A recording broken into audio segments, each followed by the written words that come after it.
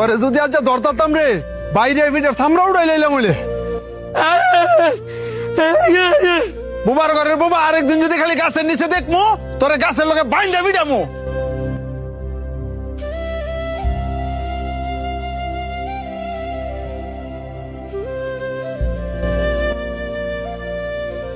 ভাই বাবা সরেন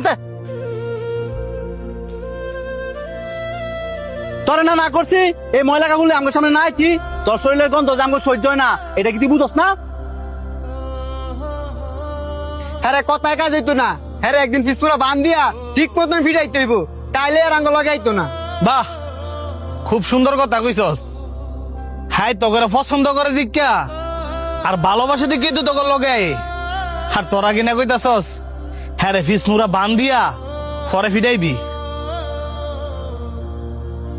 তো তুই তোর লগে আর রাইস হ্যাঁ শরীরতে কি গন্ধ বাড়ি তুই দেখছস এক কাপড় বেড়ে সবসময় ঘুরে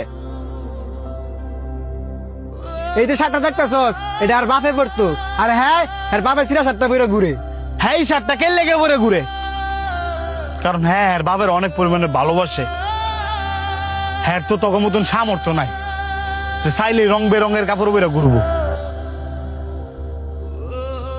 হ্যাঁ বুবা দেখা অসহায় দেখা তোরা কি আরে মানুষ মনে করস না? এই যে হ্যাঁ মনে আঘাত দিয়ে দিয়ে কথা কস হ্যাঁ কি মনের ভিতরে কষ্ট পায় না? এই তোরা কি জানোস না হ্যাঁ মুখে কইতে না পারলো কানে সবই শুনে।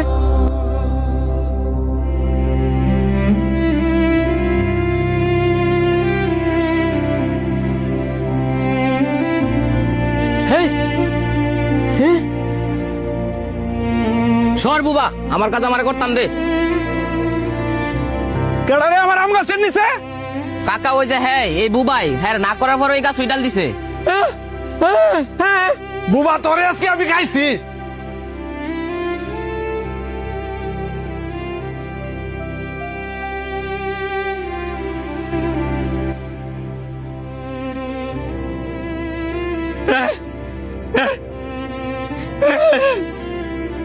আমি একজন বোবা।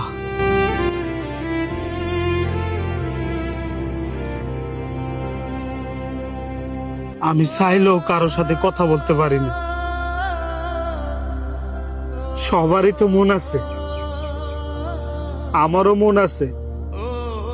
তার মানে এই নয় আমি বুবা দেখা আমার মনটাও বুবা। এই যে আমার মানুষ মারে বহে আমার মনে কত কষ্ট লাগে।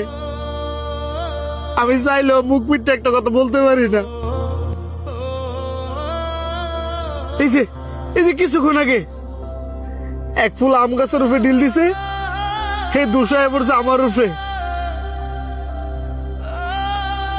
আমি বিনা দোষেও দোষী হয়েছি কারণ আমি কথা কইতে পারি না। সবাই তো চাইলে তার মনের কষ্টগুলো শেয়ার করতে পারে কিন্তু আমার মনের কষ্ট আমার মনে যদি হাজারো কষ্ট থাকে আমি চাইলেও সেগুলো কারো কাছে বলতে পারি না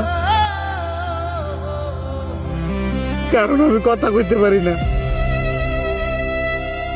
নিজের দুঃখ কষ্ট সব নিজের ভিতরে রেখে দিতে হয়। এই যে আপনারা আমার এত অবহেলা করেন